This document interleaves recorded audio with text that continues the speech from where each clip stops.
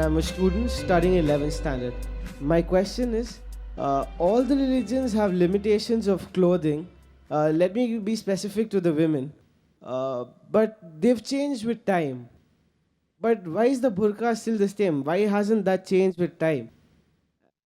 The brother said that by the passage of time, every religion has got clothing for women, but by the passage of time, the clothing keeps on changing. But why the Muslim women yet wear the burqa? As far as the clothing is concerned, brother, in Islam, there are 6 criteria for clothing. For the man, it's from the navel to the knee. That is the extent. It should be covered. For the woman, the complete body should be covered. The only part that can be seen are the face and the hands up to the wrist. There are certain scholars who say that even this should be covered. The remaining 5 criteria are the same for the man and the woman. The second is the clothes they wear, it should not be so tight so that it reveals the figure, it should be loose. The third is it should not be translucent or transparent so that you can see through.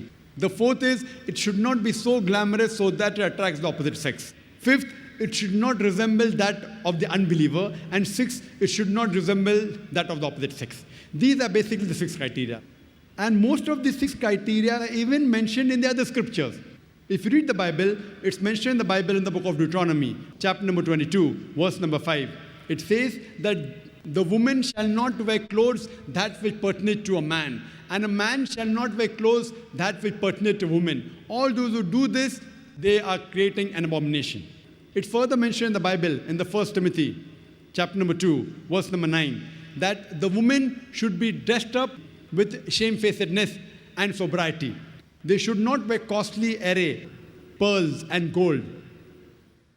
And further it's mentioned in the 1 Corinthians, chapter number 11, verse number 5 to 6, that the woman that prayeth with the head uncovered, her head should be shaved off. There's no verse in the Quran and the Hadith which says that the woman who does not cover her head should be shaved off, but the Bible is stricter. Bible is stricter than the Quran, that if the woman that prays does not cover the head should be shaved off. The same thing in the Hindu scripture. If you read the Hindu scriptures, it's mentioned in Ramayana that when Pasuram, when he comes to Ram, he says to his wife Sita that he's the elder, therefore lower your gaze and guard your modesty. It's further mentioned if you read Rigved, book number 10, chapter number 85, verse number 30. It says that the woman who wears the clothes of that of a man, she is defiling it. She should not wear the clothes of a man. Further, it's mentioned that in Rigved, book number 8, that Brahma has ordered that the woman should cover her head. So in Hindu scriptures, Christian scriptures, Muslim scriptures, modesty is there, covering the head is there. By the passage of time, I do agree with you that Christianity now, you only see the nuns covering the head. They are called pious. If Muslim women cover their hair, they are called as subjugated. Why? Double standards. If you see a nun covered properly, therefore you see the photograph of Mother Mary. Have you seen the photograph of Mother Mary? Like a Muslimah. And she was a Muslimah, Muslim woman. Properly covered, with the wrist, only face seen. What I do agree with you, if you stick to the 6 criteria, by fashion, the types of hijab, the burqa, abaya has changed.